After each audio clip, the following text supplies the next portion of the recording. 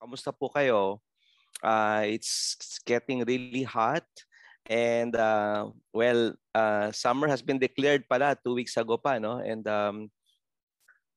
usually when true life sets in, doon po talaga yung pinakamainit na time sa Antipolo. So I hope ganun din po kainit ang inyong pagmamahal sa Diyos during that time. So if you haven't attended our True Life Retreat, no, I would strongly please would like to invite you to join us. This has changed my life. This has changed the life of my family, and I'm sure many of us here have lives changed due to True Life. Okay, and thank you, Sis Bem, at Tita Bem, for leading us in prayer. I'm so blessed with your prayer po, Tita. So, kamusta po again kayo lahat? If there are any first-timers, baka pwede pong mag-raise ng hand or mag-thumbs up para ma-identify po namin if it's your first time here. Because, if it's your first time here, we're already on the 9th session na po tayo. So, meron na po kahit kayong 8 session na na-miss. At napaka-importante po nung first 8 sessions natin para talagang fully po natin mananamnam, matitikman, at talagang magiging nutritious sa ating kaluluwa ang Book of Revelation. So if you missed any of our sessions, hopefully soon sa ating FB page of Miyerkules, you can review all the videos later on. No, of course, yung talk lang po. Napakaganda po ng Q&A, yung question and answer at the end of the breakout. So I do encourage po, you stay with us until the end of the talk, until the end of the breakout. Kasi po, actually I personally learn much more during the Q&A po because I see the heart of the church. I see the fears of our brothers and sisters, and it is one of the best time that we can clarify questions and issues regarding this wonderful book of Revelation. So again, I'll be back with my reminders po sa inyo so that you can fully appreciate this book study. We advise that you read in advance. So today is the last session for March. So we'll be talking on chapter 7. I hope nabasa niyo na po ang chapter 7, no? Next week, we're going to start on chapter 8 to 13. So mangangalahati na po tayo by April sa ating book study ng Revelation. Okay? Please keep an open mind, be spirit-led, and be diligent in joining us kasi po so that you can truly maximize your learning in this book study. Kasi as I said po, I have learned a lot myself in this book study po. And remember to read, to listen, and to obey what you will learn here because then you can stand the test. We can all stand the test. Okay. So if you were with us from the very beginning, the book of Revelation is separated into 3 main parts. When Jesus instructed John to write down this book, he said, write down this, John, the things which you have seen, and that's where we started. The things which are, and this is the one that focused on the letter of Jesus, the 7 churches of Revelation. And now we are on the 3rd and last part of the book of Revelation, the things which will take place. Okay? And this is the general timeline that Pastor Mark had shared to us about what is going to happen in the future. And today, for the past 2 sessions, we have been focusing on this, the 7-year tribulation. So the 7-year tribulation, we got this from Daniel, from Thessalonians, and even connected with Matthew 24. And as Pastor Mark and I have said, no, it is also during this 7-year of tribulation that the church has been raptured. Sinundo na po tayo ni Jesus. In a twinkling of an eye, we are already with Him.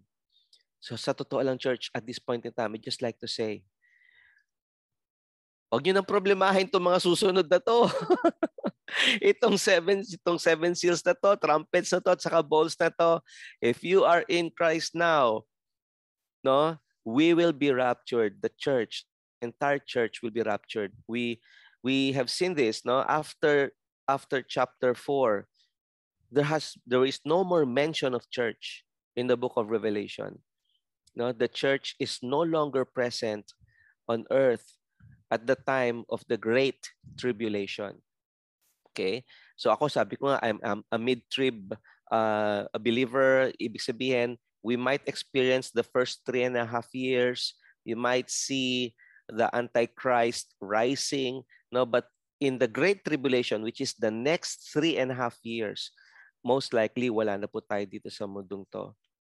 So just to focus a little on this, no. So this 7-year tribulation, as I said, is divided into two halves. No, the first 3.5, which is the Great Deception, and the next 3.5 years is the Great Tribulation. Okay, and in the middle here is the abomination of desolation, when the Antichrist will desecrate, no, the temple, no, the temple in Jerusalem. I talked to you last week about the opening of the seals. And as I said, this is the first 3.5 years is the period of the great deception. And as I said, the first seal is actually false peace. No, everyone right now is clamoring for world peace. Sabi ko nga, sa Miss Universe, pag yun ang sagot mo, baka manalo ka. World peace. Everyone desires world peace, but world peace will be attained, but this is false peace. It's going to be short-lived, because after that comes war. After that comes famine, no? And after that comes pestilence and death. Okay, and then the fifth seal was opened, revealing now the souls who are asking for God's vengeance. Okay, so we discussed the first to the fifth seal, which happens on the first 3.5 years of the tribulation. And then the sixth and seventh seal probably happened in the middle of that 7-year tribulation, where in the sixth seal, we now see God's hands, no, in all the tribulation that is going to happen. Because the first to the fifth seal, nakita lang po natin it's by man, di ba? War, the Antichrist, no? But in the sixth seal, as I will share and remind you later on, is where the sun darkened, the moon turned red. And this is where we are. This is where we ended last week. Okay? As I said, no, we ended with the opening of the sixth seal, where it said, I watched as the Lamb broke the sixth seal, and there was a great earthquake. The sun became as dark as black cloth, and the moon became as red as blood. Then the stars of the sky fell to the earth like green figs falling from a tree shaken by a strong wind. The sky was rolled up like a scroll, and all of the mountains and islands were moved from their places. Church, as I explained to you a while ago, this is the first time that God's hand is truly seen in the Great Tribulation, because ito na, sun na ito, moon na ito, stars na tong apektado, and there was a strong wind that's going to happen here. And as I mentioned, this is the beginning of what we call the Bible. If you read the entire Bible from the Old to the New Testament, we always hear this word, the day of the Lord. No, this is different from the Lord's Day. The Lord's Day is usually Sunday, right? When the Lord Jesus Christ rose from there. But the day of the Lord is a day of wrath, a day of visitation, a great day of God Almighty, when God's wrath is poured out on unbelieving Israel and on the unbelieving world. So it's a day of wrath for those who do not believe God. But on the other hand, the day of the Lord is a time of salvation, when God will deliver the remnant of Israel. The final outcome, the arrogance of man will be brought low and the pride of men humbled, and the Lord alone will be exalted in that day. So this is very exciting, the day of the Lord. And this begins at the opening of the sixth seal. And when the sixth seal was opened, this is where we ended last week. The kings of the earth and the eminent people and the commanders and the wealthy and the strong, even the slaves and free persons, hid themselves in the caves and among the rocks of the mountains. Church, grabe no? Baka wala na kasing building na nakatayo niyan eh. Wala na silang matataguan. No? Pagsakluban ka ba naman ng araw, mamula yung buwan, bumagsak ang mga stars. You know, stars, we know, are heavenly bodies, and we know that when stars fall, it can cause large craters, it can cause earthquakes, it can cause damage all over the world. So I'm not sure, baka wala talagang buildings where you can hide from. No, ewan ko kung nakapanood na po kayo ng mga zombie movies, no, that you can run to a building, to top floor, lock all the doors, and you're safe, right?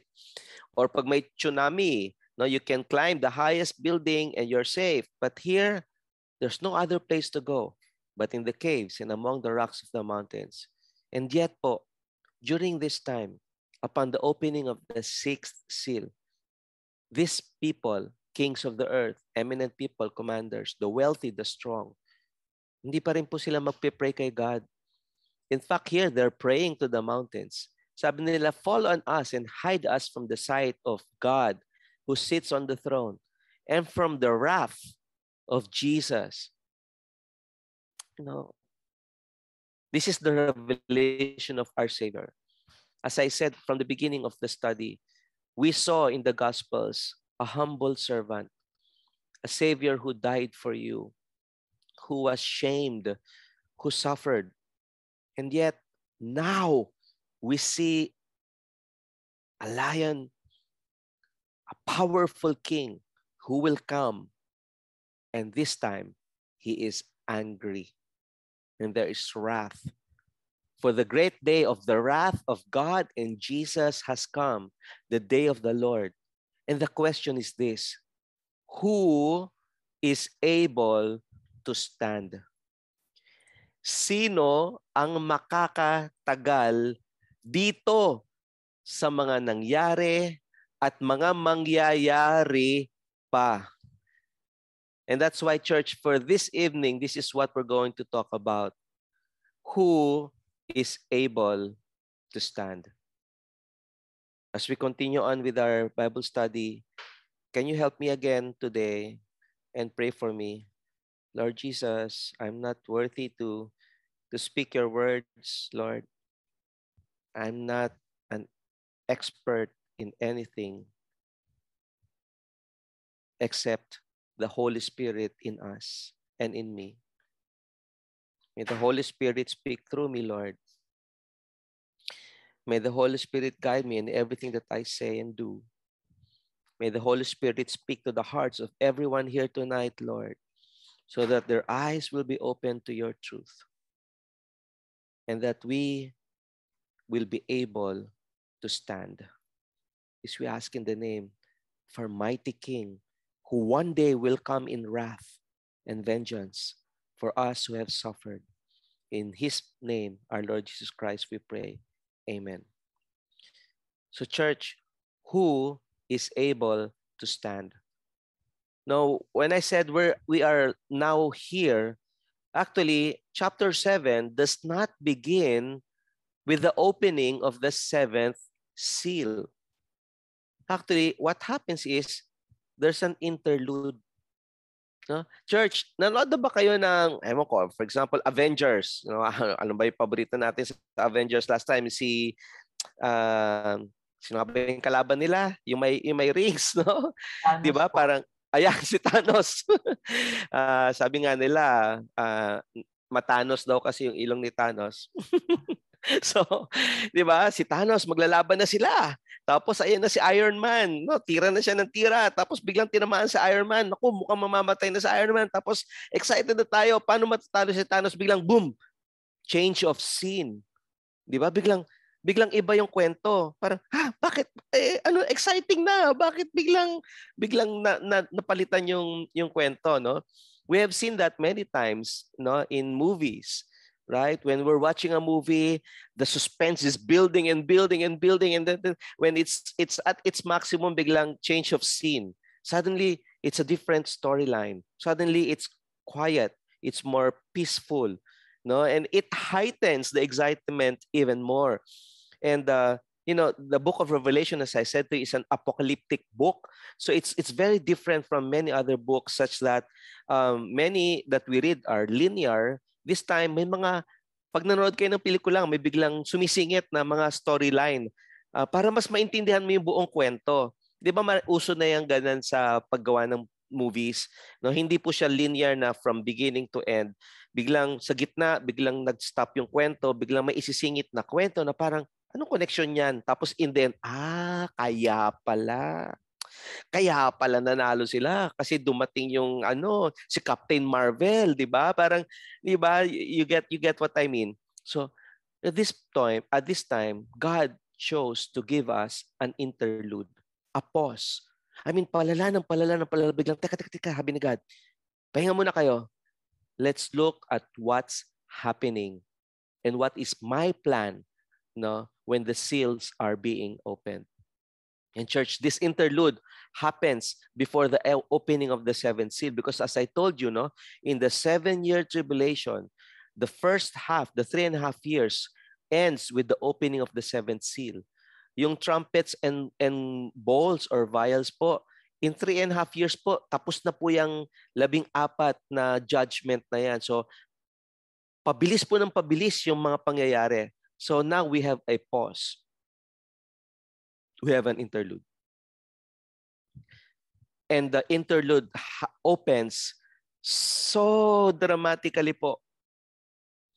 When the world is being destroyed, no, and the moon has turned red and the sun has turned black, suddenly the Lord focuses John's eyes to another vision. And the new vision opens with this. He sees 4 angels standing at the 4 corners of the earth. And they're holding back the winds so they did not blow on the earth or the sea or even on any tree. Church, this summer, sobrang blessing po ang hangin, di ba? Parang, ano ba to, ang init-init. And then suddenly, you feel the breeze, no, flowing. I said, Lord, thank you for this wind. This is one reason why I believe that God truly exists, that everything in this earth is what we need and what our body desires. Now, He could have created earth without wind, but God loves us, and He's so wise. Said, no, gusto ng mga anak ko may hangin. Yung hahanginin yung buhok nila, ako nga, pasensya na, wala akong buhok na hahanginin, no? Pero di ba, yung hahanginan ka pag lumalabas ka ng kotse, may wind. But this time, the wind is something terrible. It is so terrible that God ordered the angels, teka muna, relax lang kayo. Hold on to the 4 winds. Do not let it blow yet. No? And scientifically people say, hey, mali naman yung Bible, wala namang 4 corners of the wind eh.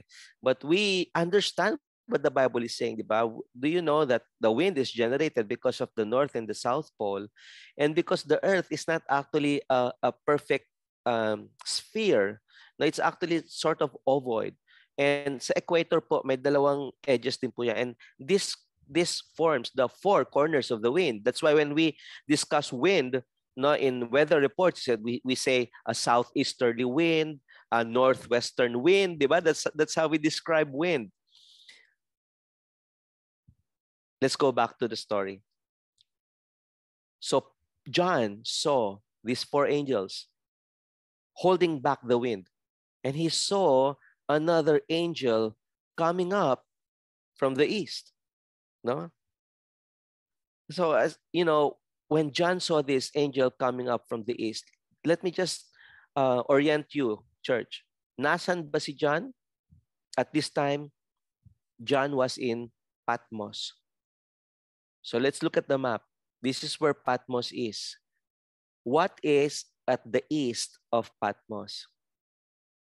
At the east of Patmos is actually Israel. So I think God or Jesus is telling John, no, look to the east, look to Israel, and there will be angel coming up from that area, and he is carrying the seal of the living God. And the angel shouted to the four angels. I just like to stress this: the four angels had been given power to harm land and sea. Again, this is a very important thing that we need to understand. Everything that's happening in Revelation, the tribulation, has been calculated, scheduled, arranged, empowered, controlled by our sovereign Jesus Christ. Even the power of the winds was only given to the four angels. And the angel from the east, the angel coming from Israel said, wait, don't harm the land or the sea or the trees until we have placed the seal of God on the foreheads of his servants. Church, eto na. Ito na naman yung mga tinatatak sa noo. No? People, I know you're excited for the beast and yung pagtatatak daw sa noo at saka sa forearm. Bago pa si beast, nauna na si Lord. Here we see that he has a seal that he gave this angel, and this will be placed on the foreheads of his servants. Ano kaya tong seal na to?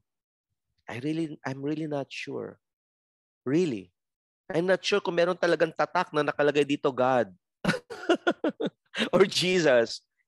But let me share to you the way I see this when I'm reading my Bible. Bago muna pala yan, I'm jumping ahead of me. So, what is the purpose of the seal first, no? If we look at Revelations 9, during the trumpet judgment, it was said, out of the smoke, locusts, this is the angel that opened the door to hell, and after the dark pit was opened, smoke came out, and with that smoke, locusts came upon the earth. And to them was given power as the scorpions of the earth have power. Imagine nyo po, itong locust na ito, pag kinagat ka, para kang na kagat ng scorpion. Napaka-painful po ng venom ng scorpion. Unfortunately, when you read further, you will be suffering in so much pain, but you will not die. So this is how terrible this trumpet judgment is. But it goes on to say this, it was commanded them, tignan nyo ha, even the locusts had to obey the commandment of God. It was commanded them that they should not hurt the grass of the earth, any green thing, any tree. Ang pwede lang nilang saktan are those men who do not have the seal of God in their foreheads. Church, remember, wala na po tayo dito eh. The church has already been raptured. So ibig sabihin, these people whom the angel said, kailangan natin tatakan sa noo, they will be powerful superheroes. That locusts cannot harm them. And that they are protected, that the winds cannot even harm them, or they're being withheld until such time as they have been sealed with God. They are superheroes. These men who will be given the seal of God in their foreheads. So this is where I was going to, no? Let's read Deuteronomy. Let's go back to the Old Testament. Sabi dito, listen, O Israel, sabi na God, the Lord is our God, the Lord alone. And you must love the Lord your God with all your heart, all your soul, all your strength. And you must commit yourselves wholeheartedly to these commands. Now, can we read further on? God says this, these commandments, especially this loving the Lord with all your heart, your soul, your strength. You tie them to your hands and wear them on your forehead as reminders. You know, I'm really not sure if God really meant them to tie them on their foreheads. Kasi, the Israelites, even now, they have these little booklets where the commandment is, and they have this in their forearms. Sometimes they have it on their foreheads. No, I think this is reminiscent of what the future is going to be about. Okay? I think po, this is the way I see it po. Maybe I'm wrong. Maybe talaga may tatak tayo. But in Ephesians, Paul said this, you were marked in God with a seal, the promised Holy Spirit, who is the deposit guaranteeing our inheritance until the redemption of those who are God's possession, to the praise of His glory. So, sa akin church, no, I'm not really sure kung may tatak talaga tayo sa noo. But I think more importantly, at this point in time, we have to check ourselves. Are we sealed with the Holy Spirit?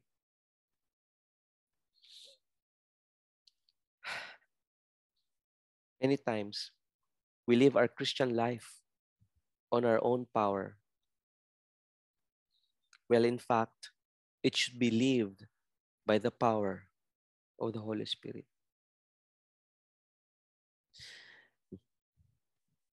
Many times in our church, we hear people fall, make mistakes, commit sins.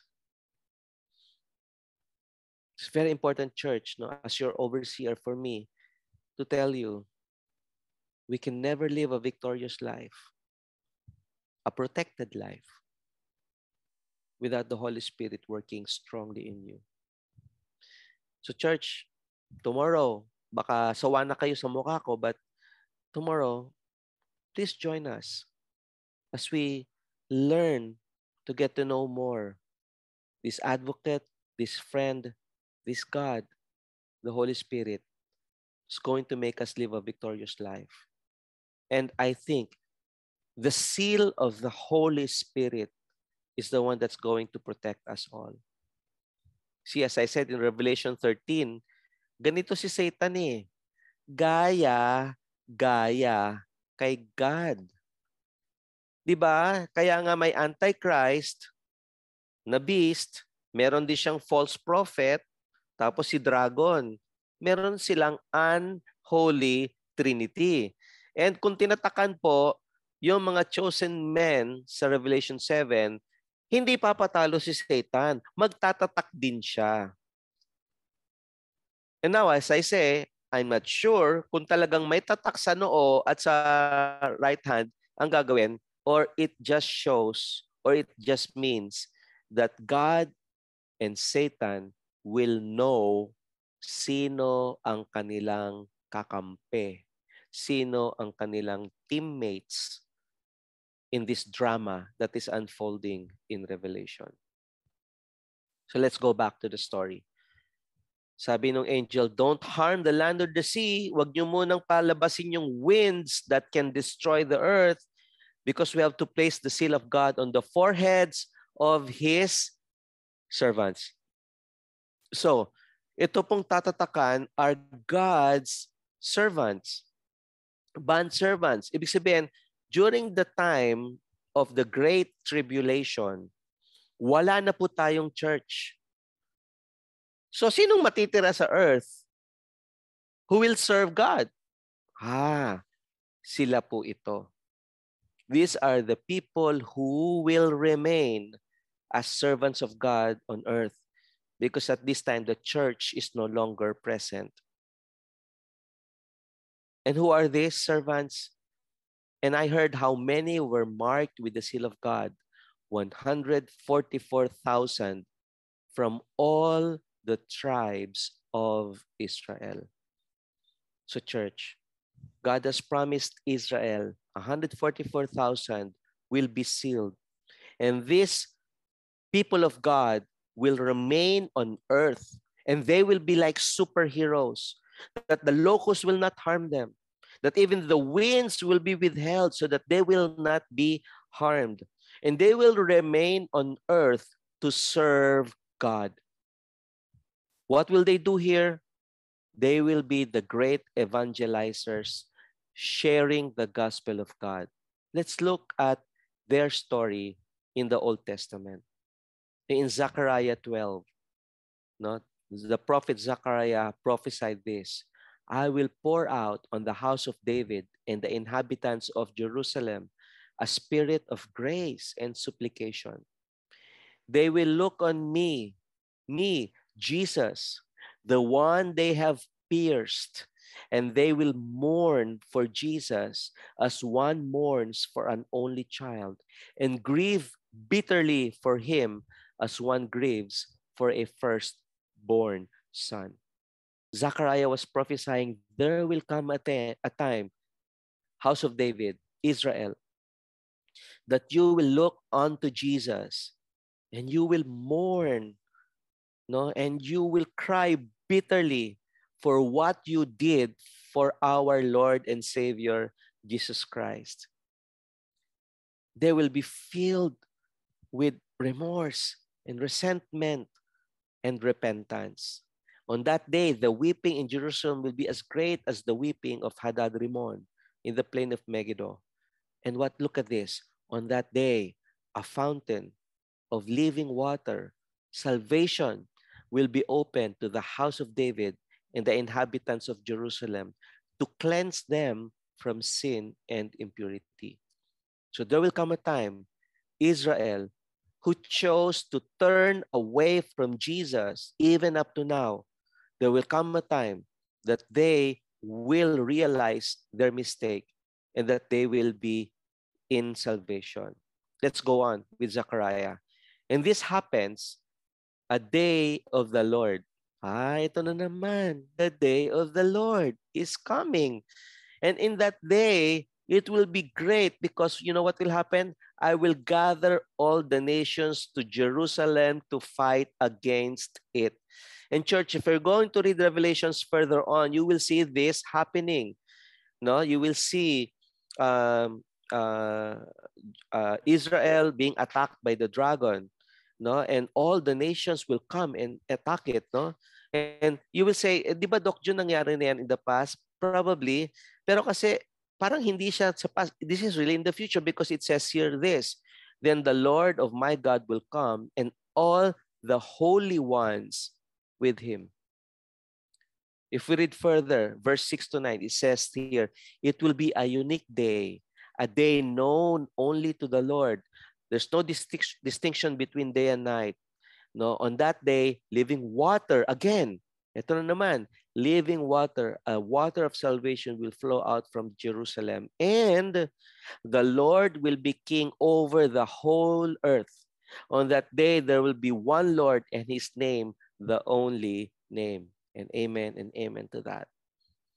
So this appears to be a prophecy of the day of the Lord, at the day of the great tribulation, after which, where Jesus Christ will be crowned King of all the earth. You know, Paul explained to us what is going to happen to Israel. No, at this point in time, Israel as a nation is not yet in the power of the Lord Jesus Christ. They were disobedient.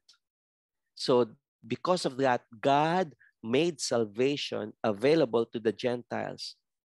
But God wanted his own people to become jealous and claim this salvation for themselves.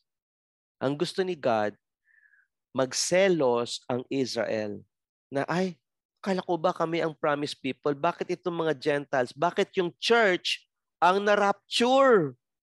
Bakit hindi kami? Di ba? And, bakit wala na yung church ni Jesus? Bakit kami ang natira dito? And jealousy will be in their hearts. And because of that, some of the people of Israel will have hard hearts, but this will last only until the full number of the church comes to Christ.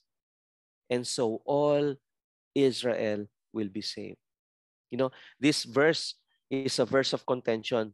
Doc June, ibig sabihin, lahat ng Israel ay masisave? Ibig sabihin mo, lahat sila maniniwala kay Jesus? Lahat sila malalagyan ng seal of the Holy Spirit? Lahat sila. Well, I think that's where the number 144,000 comes in. If you were with us in the first session, sabi ko, the book of Revelation is an apocalyptic book. So it comes with a lot of numbers that has its own symbol. No? All Israel, sabihin, the perfect and complete number of Israelites who are going to be saved is going to be 12 times 12 times 1,000, which is 144,000. And as I explained to you, 12 is a perfect number for God. That's why he has 12 apostles, 12 tribes. No? And 10 is also a perfect number, the 10 commandments. And this time, it's not just perfect 10, it's perfect 10 times 10 times 10, which is 1,000, which is what I think it means, that when God said all Israel, he means all who were destined to be saved will be given the seal. So the 144,000 will be the perfect number of Israelites who will come to the Lord Jesus Christ, who will weep and mourn for what they did for the Lord. And from them, a fountain of salvation will come, coming from Jerusalem, spreading all over the world. Well, some say it's actually 144,000. For me, it's okay. I mean, God can do it. No? 144,000, exact 144,000. No? Either way, no, we're going to see them when we go to heaven. Now, the same 144,000 men has been introduced again to us in Revelation 14. Again, this happens on earth because this time Jesus has returned. No? Revelation 14 pa lang po ito. Pero dito, meron na namang interlude kung saan pinapakita ni God kung ano mangyayari pagdating ni Jesus. And he says here, then I saw the Lamb standing on Mount Zion. With him standing were 144,000 who had his name and his father's name written on their foreheads. Church, who can stand? The 144,000 can stand. They're standing because these superheroes have with them the greatest hero, the Lord Jesus Christ. Imagine po yun. Our Lord and King and Savior in all his power and might. And with him, the 144,000 men strong, standing on the Mount of Zion, unharmed, during the Great Tribulation. And then God chose to show John what's going to happen. This 144,000 is a choir, and they will have this song that no other people can sing, can learn to sing. And why are they special? Why are they able to stand with the Lord Jesus Christ? Because they have kept themselves pure. They followed the Lord Jesus wherever he went. They have been purchased amongst the people on the earth as the first fruits or a special offering to God and to Jesus. They told no lies, and they are without blame. Church, this is the reason why they were sealed. They were sealed to remain on earth, to continue sharing the gospel wherever they went, and they were given the protection by this seal. And they were the ones who were chosen, for they were pure. They believed in Jesus. they were blameless. As I said, some people believe it's a true 12,000 per tribe, which is okay by me if that is true, if that is really God's plan. But it still remains that this 12,000 per tribe are the appointed people who will be saved by the Lord from the nation of Israel. Who else will stand?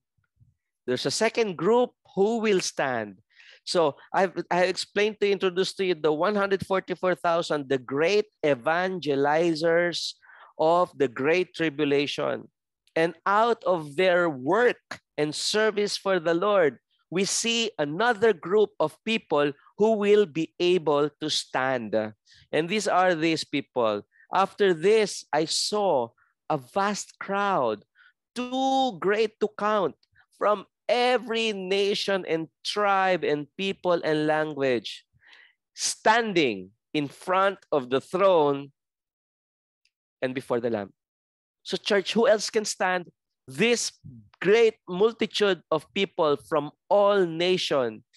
The fruit of the first fruits, the fruit of the 144,000 evangelizers. So, ibig sabihin po nito, church, ito yon. The current church has already been raptured. But during the Great Tribulation, God used the punishments and the tribulation to change the hearts of men so that they will repent and go back to God. Now, during those times of suffering, na wala nang makain, sobrang mainit, walang tubig, there are still many millions more who will curse God. But we see here, there will be a great crowd, too large to count, coming from all nations, and they will stand in the front of the throne and before the Lamb. These are the people who, despite the tribulation they went through, accepted Jesus as their Savior. Church, gising pa kayo. Ituro nyo nga sa akin kung saan dyan ang Philippine flag. Bigyan ko ng premyo yung makakaturo. Let's go back. Then one of the 24 elders asked John, John, kilala mo ba sila? Kilala mo ba tong mga tao na standing? They are clothed in white. Saan sila galing?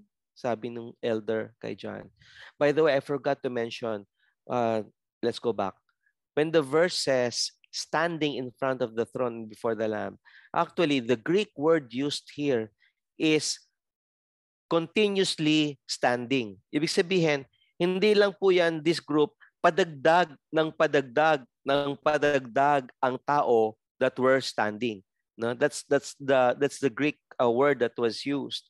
So ibig sabihin, during this time of the Great Tribulation, more and more and more will still be saved. And that is why I told you last week, that is the importance of God's mercy even during the Great Tribulation. Kaya po, may seal, may trumpets at may bowl para may chance pa rin po ang mga tao na mag-repent. And true enough, repentance happened to a great number of people. And John told the elder, Lord, sir, kayo po may alam ba't niyo ako tinatanong? I think it's John saying, I don't know. You are the one who knows. And the elder told him, these are the ones who died in the Great Tribulation. So church, wala na po tayo dito. Raptured na ang church. These are the people who came to know the Lord. They accepted and they died in the Great Tribulation. They have washed their robes in the blood of the Lamb and made them white. You see this same group of people in Revelation 6 last week. Diba I told you, when the Lamb broke the fifth seal, I saw under the altar the souls of all who had been martyred for the word of God and for being faithful in their testimony during the Great Tribulation. Last week, these people were shouting to the Lord, Lord, kailan mo kami hahatulan at ipagtatanggol at paparusahan mo yung mga pumatay sa amin? No, they were crying to the Lord, Sovereign God, how long before you judge the people who killed us? This was the opening of the fifth seal. But when God, Jesus, opened seal number 6, their cries turned into worship.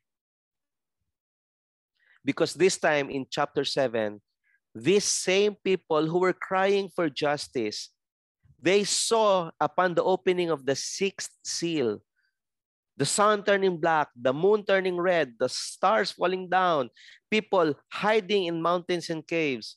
And they are now shouting, iba na po ang kanta nila ngayon, salvation comes from our God who sits on the throne and from the Lamb. No longer are they crying for vengeance because they saw God has started the day of the Lord. As I wind down our talk, church, in 2 Thessalonians chapter 1, 5 to 10, God is just. He will pay back trouble to those who trouble you and give relief to you who are troubled and to us as well.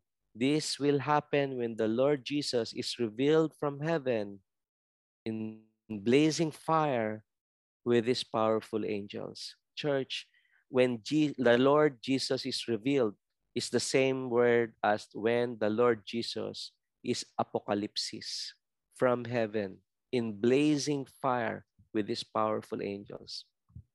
Jesus will punish those who do not know God and do not obey the gospel of the Lord Jesus Christ. They will be punished with everlasting destruction and shut out from the presence of the Lord and from the glory of his might. But church, on the day he comes to be glorified with us, his holy people, he will be marveled at among all those who have believed. And church, tayo yun. This includes you because you believe our testimony to you. And that is why these people stand in front of God's throne day and night in his temple. And church, look at this. This is the promise of God. For those who will put their trust in the Lord Jesus Christ, God will give them shelter. They will never again be hungry or thirsty. They will never be scorched by the heat of the sun. And God will wipe away every tear from their eyes. The Great Tribulation is a terrible time to remain on earth. But these tribulation saints are even stronger than us.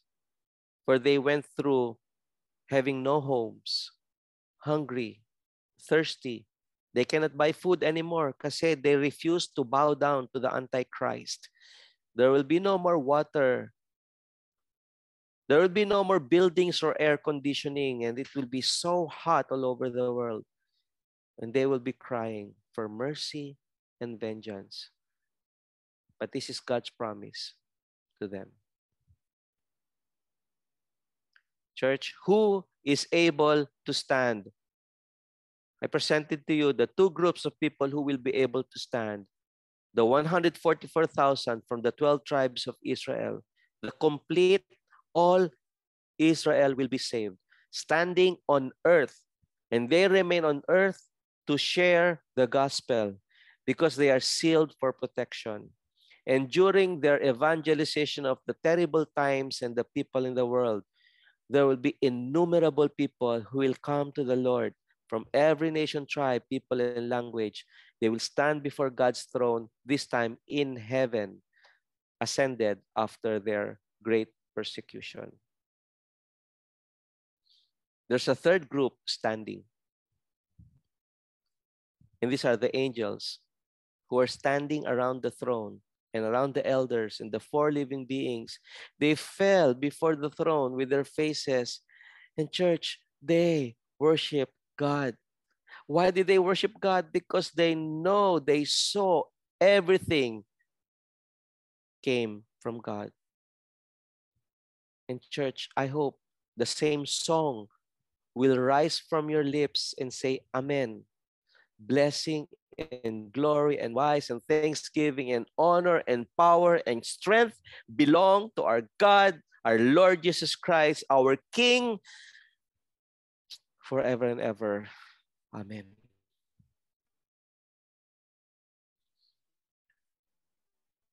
Why was an interlude placed in chapter 7? An interlude reaffirms for us who should be first. So the Bible placed this interlude for us to remind us who should be first in our lives, or at least who should be first.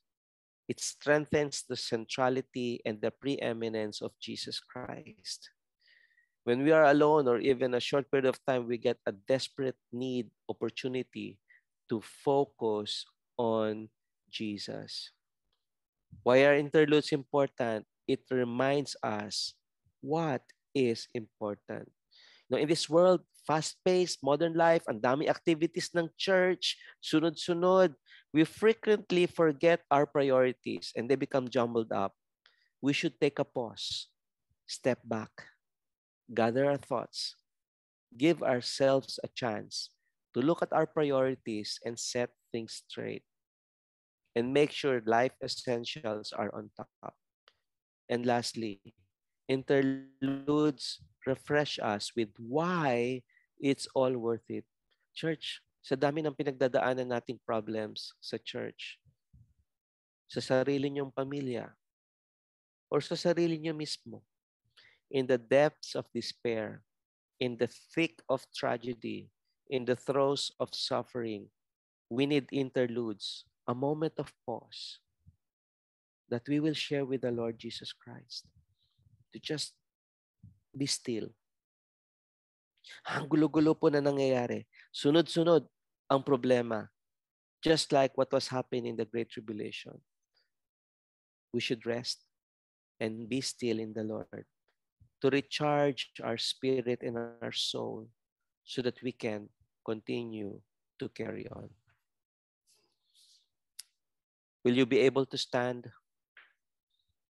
Church, will you be able to stand? Can you type it in? I will stand. I will be able to stand. If I will not be raptured, I will be there.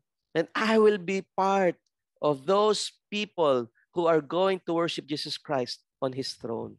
Church, we will stand together. We will uphold each other. We will make sure that we will all be sealed with the Holy Spirit. And we will be able to stand, church. We will stand with the overcomers. Let's bow our head and worship. Lord Jesus Christ, truly, Father, the book of Revelation, Lord, is a book of blessing. With all the excitement and the drama and the violence and the nightmares that are coming, Lord, tucked in the middle of this is this wonderful chapter 7 that gives us a pause and reminds us na kahit ang gulo-gulo, Panginoon, you are there. Amen. You are in control. You're Amen. ordered the four angels to stop muna. And you have brought this 144,000 who will continuously serve you. And there will be souls that will continuously be reaped into heaven. Praise be your name, God. We now understand, Lord, why these sufferings have to happen. Why you have to balance vengeance and at the same time love and mercy and grace. And this is the best way you showed it to us, Lord. That even in the great tribulation, many will be saved.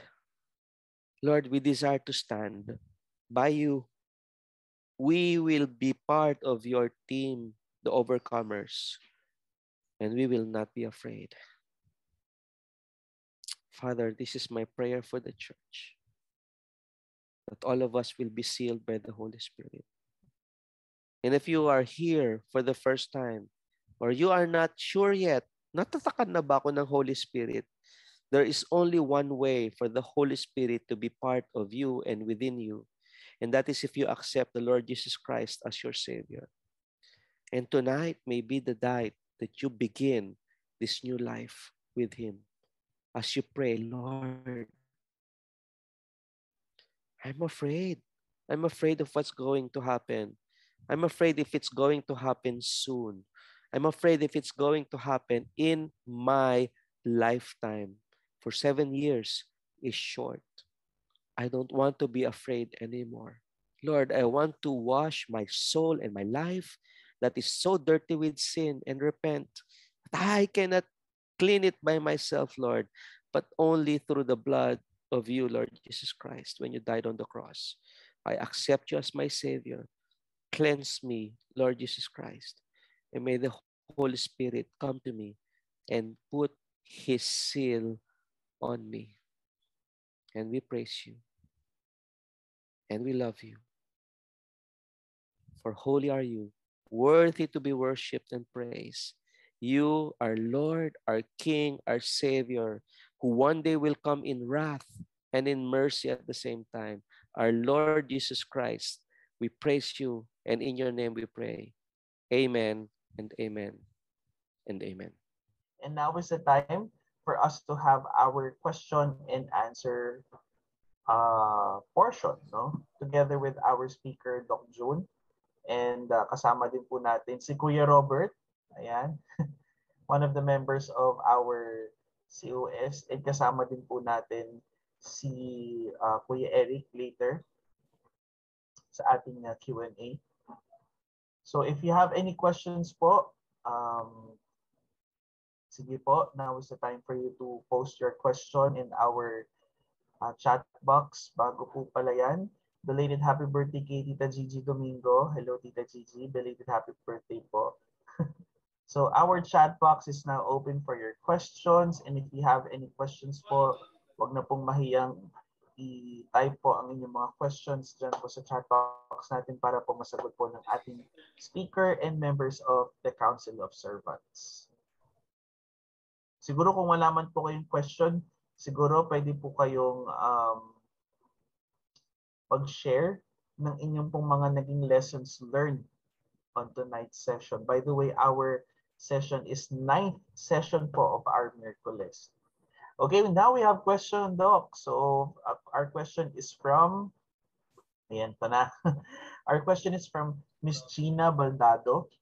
Ang Holy Spirit of God po ba ay alisin after sa rapture bukod sa Israel na bansa? Again, ang Holy Spirit of God po ba ay aalisin after sa rapture bukod sa Israel na bansa?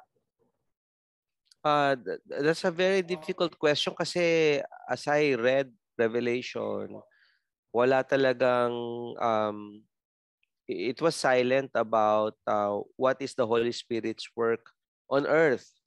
Kasi very present siya sa mga throne scenes, di ba? In the seven spirits of God means the complete manifestation of the Holy Spirit is there.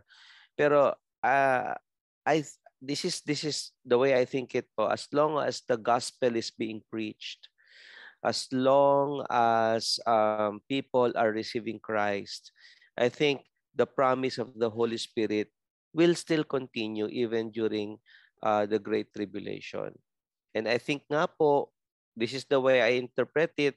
I am not sure kung totoong selyo ba yan sa noo, or I still think it is still the sealing of the Holy Spirit amongst the people who will accept Jesus as their Savior. No, and I think that's a very important thing for us to realize, church, which is what I will also stress in my talk tomorrow about the role of the Holy Spirit, that He is there every step of the way of our salvation. Importante talaga makilala natin siya. Thank you so much, Doc. How about you, Kuya Robert? Any thoughts po from that question? Actually, dito naman sa ating mga topic about sa Revelation, tama yung sabi ni Doc Jun, no? Doon sa mga actions ng Holy Spirit, hindi siya ganun ka bibid, no? Pero nandyan siya, kasama natin siya. In terms naman sa atin, sa bawat isa sa atin, the moment we receive Christ as our Lord and Savior, the Holy Spirit indwelt with us na eh. So in terms dun sa tinatawag na paano po ba pag nagkaroon ng rapture, kasama po tayo? Syempre po, kasi sealed na tayo ng Holy Spirit. Okay po ba? Amen. Amen. Praise God. Thank you so much po, Kuya Robert. Another question po. Good evening po. During tribulation, may pag-asa pa po ba na maligtas ang mga natatakan ng halimaw? Wow. Wow, that's a very loaded question. Yes, that's a tough question, Doc. Medyo mapapahaba ang gabi natin dito, Doc. Meron po daw bang pag-asa? Si Ate Sylvia ba yon? Ay, hindi po. Si Sir Ian David Estrada po yung nagtanong. Meron daw po bang pag-asa po ba na maligtas ang mga natatakan ng halimaw? Anyone would like to answer?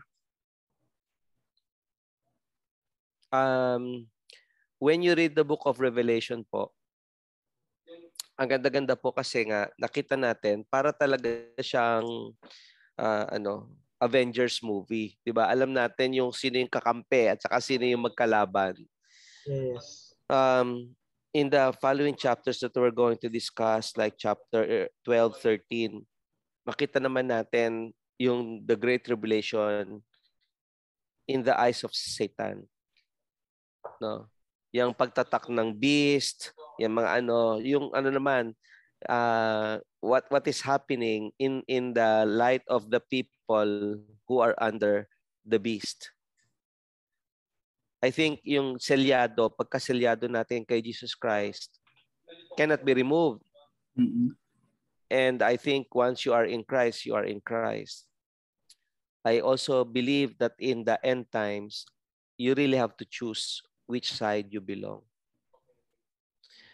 So at this point in time, if you have already been sealed by the beast, it means you are already part of that team. Mm-hmm. I don't think there's any other way that you can turn back. And that is the beauty of this book. And that's why to read this book is a blessing. Kasi dito nakita na natin, kinuwento na ni God, mga anak, ito yung ending. Kanino ka kakampi? Di ba? Kasi during that time, you have to know kung kanino ka kakampi. For me, the story of Revelation is cyclical. So hindi po siya talaga yung linear. Na sabi ko, parang pelikula na from beginning to end, isang kwento lang. Pabalik-balik po siya, paikot-ikot, iba-ibang point of view. So yung pagselyado ng beast, it might also be in the end part na. Kasabay na rin nung the Great Tribulation ng pagselyado ni God sa kanya namang mga teammates. No, so I think the chance to repent has already been given during that time. But that's a very good question po. If I am wrong, next time I will correct what I said. But at this point in time, I think kaya po selyado ibig sabihin, it's a seal that cannot be broken anymore. Yes. I guess si Lord lang din po yung makakasagot nito, Doc. Medyo mahirap din po no? So only God knows the answer for this. But hopefully, God will reveal to us po kung ano po yung magiging sagot sa question nito. Let's move on to the next one. Yung po bang makakasama sa last part ng Great Revelation ay ang mga nagpatatak ng marka ng halimaw? Kuya Robert? Yung po bang makakasama sa last part ng Great Tribulation ay mga nagpatatak ng marka ng halimaw? Opo. Actually, pag sinabing tribulation, ito po yung Great Suffering. So sila lang po na talagang naging loyal, na namarkahan sa forehead at sa forearm ng mark of the beast. So talagang sila po yung sabi nga ni Doc June, dalawang grupo to. Group ni Jesus Christ na tatatakan din ng seal of God, and then yung group naman ni Satan na tatatakan ng mark of the beast. So sila lang po yung mapupunta doon sa tribulation na yun. Talagang sabi nga, there is no or sa ating relationship. Dapat mag-decide tayo while nandito tayo sa situation na meron pa tayong pagkakataon. Gusto ko lang i-segue, no? Yung ating pong topic during the time ng tinatawag na the rich man and Lazarus, yung pong tinatawag na the beggar and Lazarus, the beggar and the rich man. Nagkaroon po ng time na sila po ay nabuhay na maayos parehas. Yung isa nabuhay na mahirap, and then actually nag-aantay lang ng pagkain sa mahuhulog sa mesa ng mayaman. And then the other is yung mayaman na namuhay na nagpakasasa sa kanyang yaman.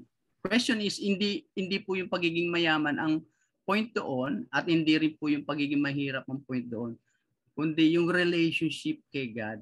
Yung mayaman ay nakalimot siya ng mga blessing kung sino yung nagbibigay at nagpo-provide sa kanya. While yung mahirap, nagkaroon siya ng time na mag-pray, mag-ask kay God. So, both sila nag-face ng death. And then yung death na yon, yung mahirap napunta sa heaven. And then yung mayaman napunta sa hell. Why? Kasi dun sa tinatawag na sin. So, meaning, yung dalawang ito nagkaroon ng separation at nagkaroon ng great chasm, na it means may borderline po yung heaven at ang hell.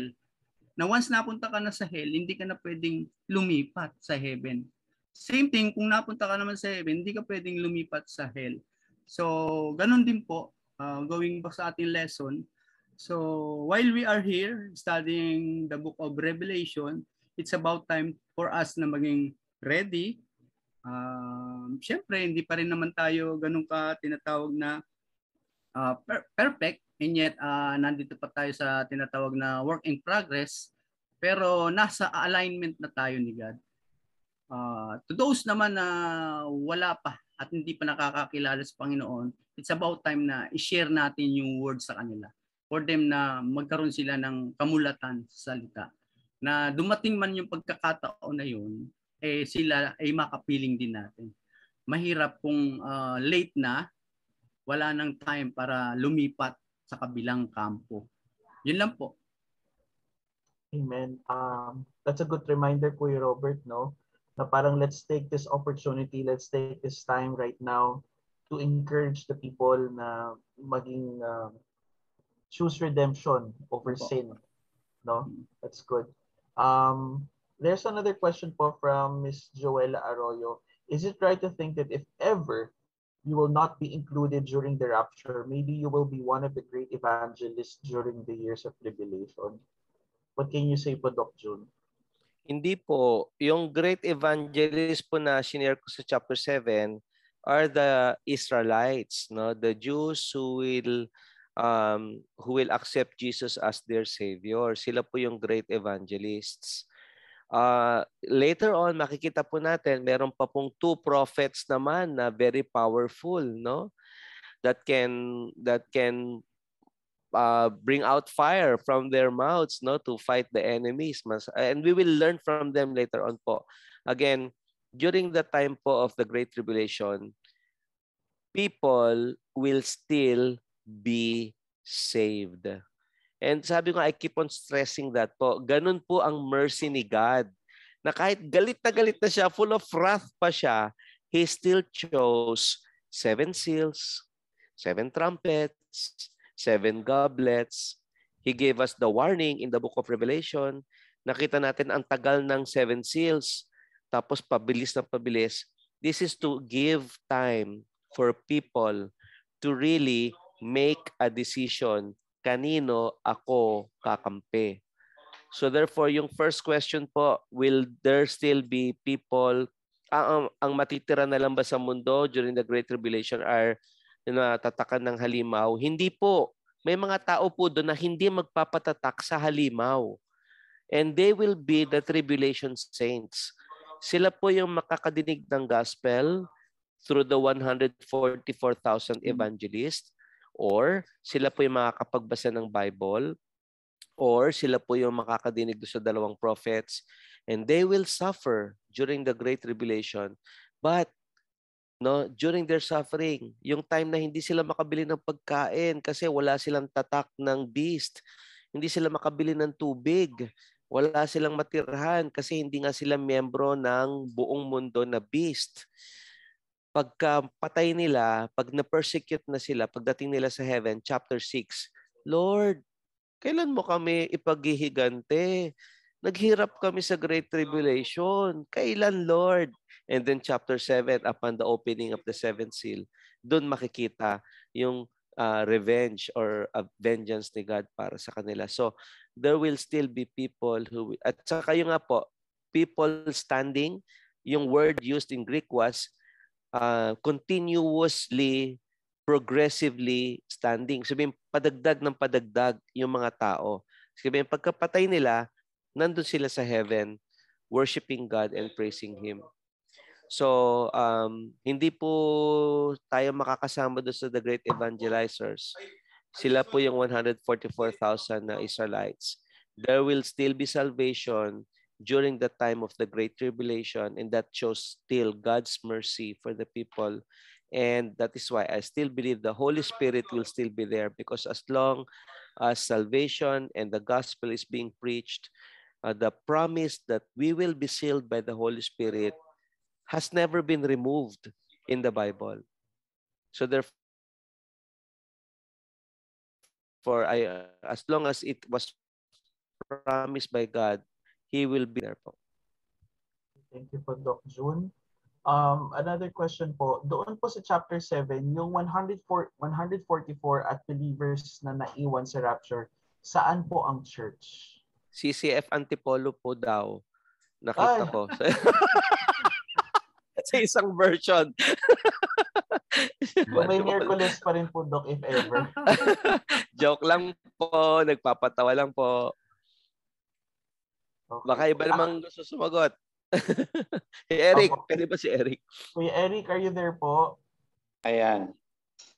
Ayan po. Actually, ang question po, doon po sa chapter 7, yung 144,000 at believers na naiwan sa rapture, saan daw po ang church?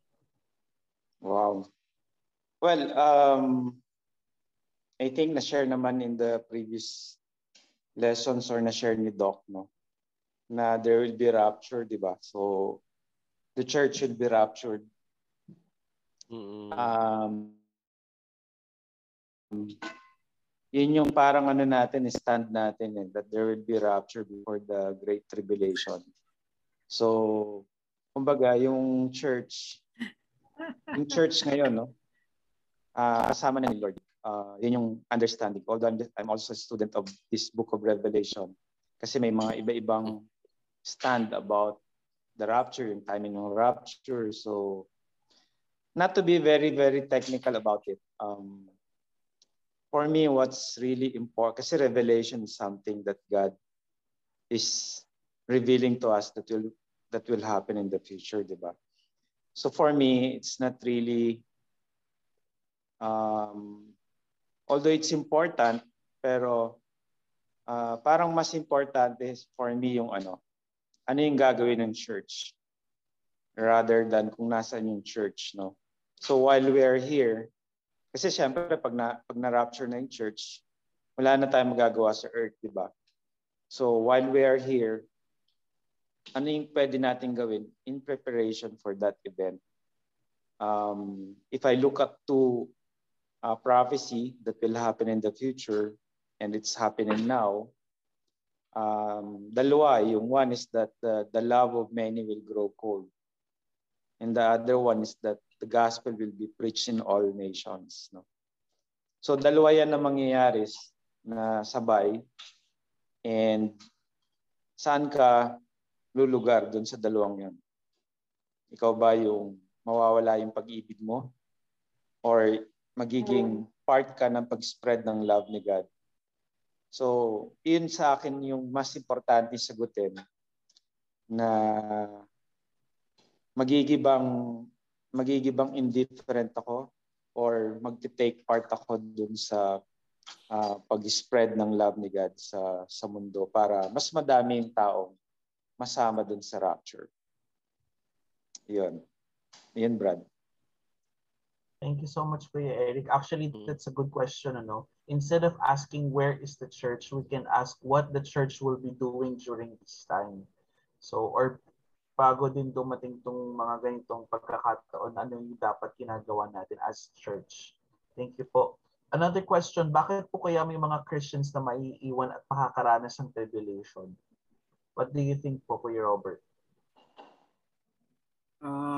Actually, di ba nga po ang point natin dito is to give time to those who are unbelievers na mag-seek kay God. Yun yung purpose nito para ma-remind yung mga hindi pa nakakakilala sa Kanya. That's the time na, yun yung role natin mga Kristiyano na i-share yung gospel sa Kanya. Pero dun sa mga resistant, nagre-resist, kasi hindi mo naman malalahat yun, doon nila mararanasan yung wrath of God na talagang darating at darating na judgment will come. Lahat tayo i-judge according sa ating ginawa. So, kung nandito tayo sa side na kay God na tayo, dapat maging magpasalamat tayo kasi nabilang tayo dun sa tinatawag na sinelyohan ng Panginoon. Pero dun sa mga kaibigan, kamag-anak, kapatid, or anybody na alam natin na magsasuffer sila, it's about time na i-share natin. Pero ang end point talaga, pag hindi sila nag-respond sa calling ni God, tulad nga sabi ni Doc June na ang laking, hindi malirip yung mercy ni God sa lahat na ang kulit-kulit ni God na even napakakasalanan na ng isang tao, still patuloy niya itong binabalik-balikan para magsisi, mabigyan ng chance na manumbalik sa kanya. So yun lang po. Ali, siyan, clarify ko din. Actually, wala pong Christian na maiiwan sa rapture. Wala po. Lahat po, wala pong maiiwan. When the full number of Gentiles in the church are already ready, sama-sama po tayo. Kaya pag hindi po kayo nakasama sa rapture, kahit taga CCF Antipolo kayo, baka hindi kayo totoong Christian. Just a joke lang po. Pero it's true. No, not because you're a member of a church, you are really sealed with the Holy Spirit. Kaya kailangan po natin titignan, is the Holy Spirit alive in us? So wala pong Christian na maiiwan after the rapture. Pero after the rapture, yung mga natitira pong unbelievers, meron po sa kanila na maniniwala. Meron millions, yung nga po, sa chapter 7, uncountable pa rin yung maniniwala at masisave ni God, no, through the power of the preaching of the 144,000. And that's the beauty of the rapture po. Okay po, and we're down to our last question for tonight. Ano po yung pananaw nyo sa once saved, always saved? At kung saved talaga, hindi na matatatakan ng mark of the beast kasi saved na nga. Okay, again, ano daw po yung pananaw nyo sa once saved, always saved? At kung saved talaga, di na matatatakan ng mark of the beast kasi saved na nga. Kuya Eric, what do you think? Ano po yung inyong pananaw po sa part na to? Yeah, so that's a very difficult question and madaming minsan nahati yung church because of that, yung answer to that question. But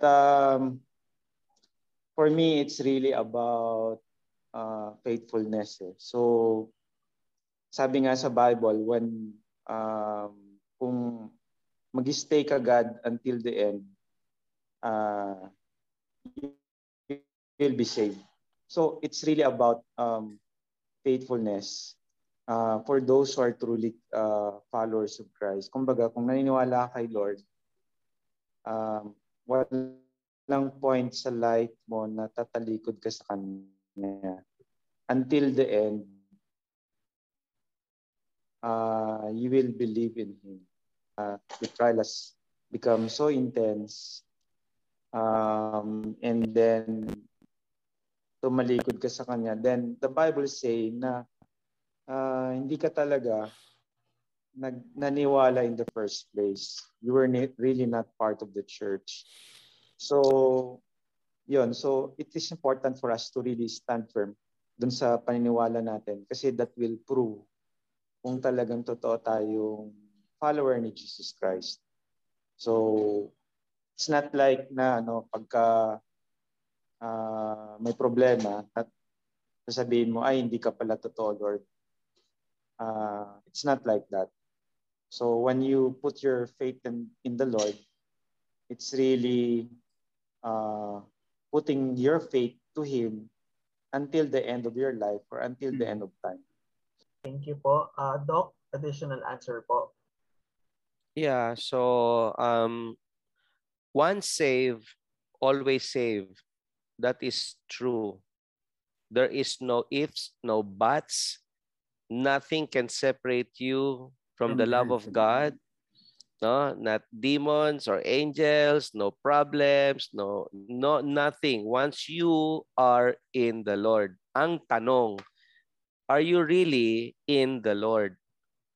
Kasi 'di ba, sabi nga ng isa kong kaibigan, staying inside the garage doesn't make you a car. Sana natawa kayo dun. Pero 'di ba, parang it doesn't mean that you are in the church or you're attending Miyerkules or you are doing this for the Lord or doing that for the Lord, na talagang you are truly saved. Now, kung tatanungin mo ako, Doc Jun, paano mo alam kung sinong saved? Sasabihin ko, hindi ko alam. Si God lang ang may alam. It's between you and the Lord. But we can see proofs of true salvation in your heart. So if you really trust the Lord, na kahit na-persecute ka na, pinahirapan ka na, pinapatalikod sa'yo ang pangalan ng Panginoon, pero sabi mo, hindi, I will stick with God, I will stick with Jesus. Kahit hindi niyo ako bibigyan ng pagkain, tubig, I will stick with Jesus. And that is why hindi ka tatatakan ng beast. Kasi you will stick with Jesus. And yung nasil sa'yo na Holy Spirit will be the one that will give you the power, to not be allowed to be under the team of the beast. So, once saved, truly saved. At hindi ka talaga matatatakan ng beast dahil hindi ka papayag. Dahil you have already been sealed by the Spirit. Kahit na pinakamahirap na pagagawa sa iyo, you will not forsake the Lord. And that is why you will not be sealed by the beast. So, church, it's between you and the Lord. Is the fruit of the Holy Spirit living in you, sin in you? Are you sharing the gospel? Are you in love with the Lord? Alam niyo po, church, ito po ang greatest sa akin po. This is my theology. This is mine alone. This is not CCF for me. The greatest proof that I am really in the Lord is if I am in love with the Lord with all my heart, mind, and soul. Not perfectly, but in love with the Lord. Because that's the greatest commandment. And if you are in love with the Lord, then I think you are in the Lord. Sabi nga ni Brother Eric kanina, sabi ni John sa 1 John, They went out of us because they were not of us. Marami sa atin, false sheep, no? And there are goats. Kasama sila sa flock, pero actually, they are not truly under listening to the voice of the shepherd. And that is why yung isa ding tanong, pag nag-backslide ba yung Christian, hindi na siya masisave? Hindi po. Pagka nagkasala po kayo at kayo ay Christian, the power of the cross is so powerful, it has already forgiven your sins, past, present, and future. So wala pong nagkasalang Christian na hindi po masisave. Pero, define to me what backslide is. When you backslide and you say, I changed my mind. I do not believe in Jesus anymore. I am now an unbeliever, or I choose to remain in my sinful life, meaning you are living in iniquity, meaning you are living a life of sin, then we will question, na kay Lord ka ba talaga o niloloko mo lang ang sarili mo na kay God ka? It's between you and the Lord. Ask the Lord to check your heart and see what are the idols living there. Thank you so much, Doc. And that concludes po our Miraculous for tonight. Maraming salamat po for joining us. And I hope that we really learned something from tonight's session. So to wrap up our session for tonight, may I ask Doc Jun to please lead us on our closing prayer. Okay, let's bow our heads. The Lord God, again, we glorify you, we give you praise, we worship you, Father, as we see, even in your anger, your love prevails. And that you still continuously choose to save. For it is in your heart, Lord, that no one will not be saved. You desire everyone to come to your Son. Father, please, tonight as we discuss, may the Holy Spirit speak to us, examine ourselves. Have our clothes, our soul, really been washed white by the blood of Christ? Lord, are we just deceiving ourselves? Lord, please give us the discernment so that we can truly come to you and really fall in love with you, Lord. Lord, we are afraid of what's happening in the Great Tribulation. We know it will happen because you never fail in your promises in what you said. Father, because we trust your word, we also trust that when we put our love, our trust in you, the Holy Spirit is with us. Come, Holy Spirit. Come to each and every one of us. Seal us so that we will not be afraid and we will all stand together as one church. I pray for everyone here tonight that one day when Jesus comes to call, we will all come together in that great rapture. This I ask in the name of our Lord Jesus Christ. Amen. Amen. Amen.